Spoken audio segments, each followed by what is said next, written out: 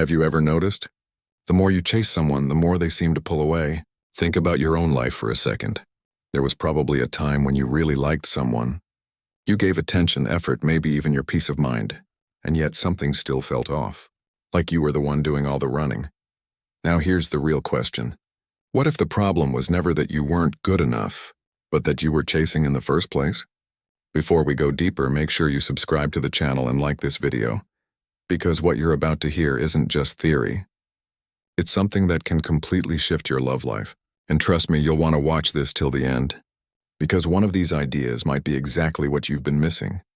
Let me tell you a story. There was a young man, just like many of us. He believed love was about effort, constant effort. He thought if he gave more time, more attention, more care, eventually the right person would stay, but instead, he always found himself in the same place, waiting, overthinking, chasing. One night, after being ignored by someone he deeply cared about, he sat alone, staring at his phone. He replayed every conversation in his head. Maybe I said something wrong. Maybe I should text again. Maybe I should try harder. That's when he remembered something he once read from a Stoic philosopher. You have power over your mind, not outside events. And that's where everything began to change. The first lesson, and the most powerful one, control yourself, not others. Let me bring you into that moment. You're sitting there, phone in your hand, waiting for a reply. You check the time, 5 minutes, 10 minutes, an hour. Your mind starts racing. Why hasn't she replied? Is she losing interest? Should I send another message? Be honest. You've been there, haven't you? That urge to do something, anything, just to control the situation. But here's the truth most people never realize. The more you try to control someone else's actions, the more you lose control of yourself. That young man realized something that night. He couldn't control when she replies. He couldn't control how she feels. He couldn't control whether she stays or leaves, but he could control one thing: himself. So instead of sending another message, he put his phone down. Instead of overthinking, he went for a walk. Instead of chasing, he chose peace. Let me ask you something personal. Have you ever changed who you are just to keep someone interested? Maybe you acted more funny, more serious, more available. Maybe you ignored your own needs, just to fit into their world, and deep down, it didn't feel right.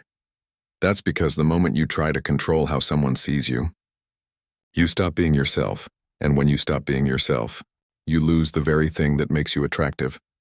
Now imagine a different version of you. You still care, you still feel, but you're not desperate for a response.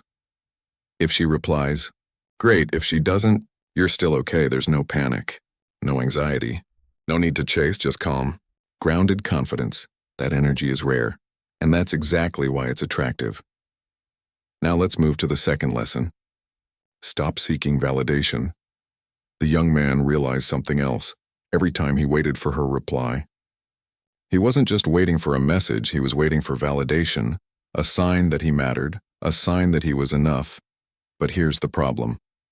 When your worth depends on someone else's attention, you'll always feel uncertain. So he asked himself, why do I need her response to feel okay? And that question changed everything.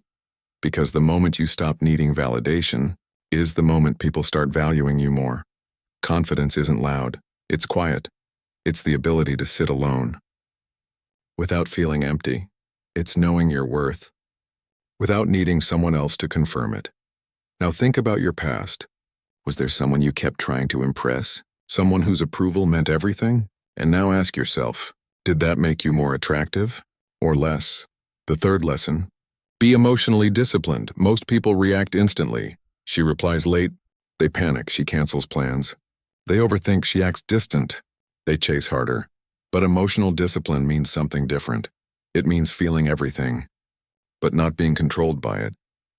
The young man started practicing this. When she didn't reply, he noticed the urge to react, but he didn't act on it. When things didn't go his way, he stayed calm, and slowly, he became someone who didn't break under pressure. That kind of stability, it's powerful, because in a world full of chaos, calmness stands out. The fourth lesson, value your time. At first, he used to be available all the time. Instant replies, always free, always waiting, but then he realized If you treat your time like it's not valuable, others will too. So he started focusing on his own life, his goals, his growth, his peace. And something interesting happened.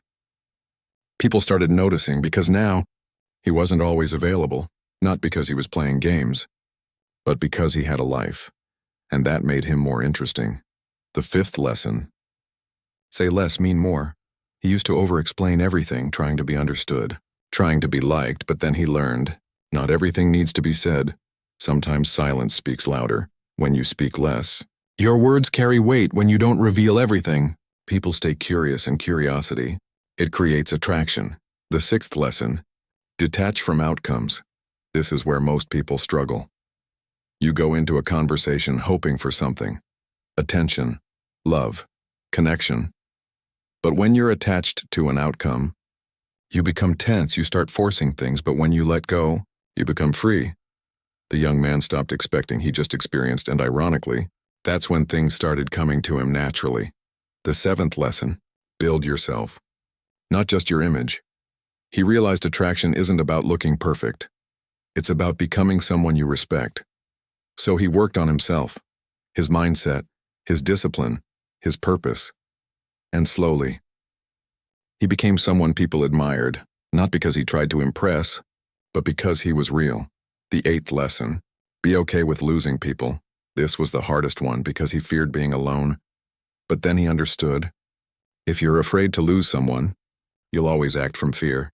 And fear kills attraction, so he accepted it. Some people will stay, some will leave. And that's okay, because the right ones don't need to be chased. The ninth lesson: focus on your purpose.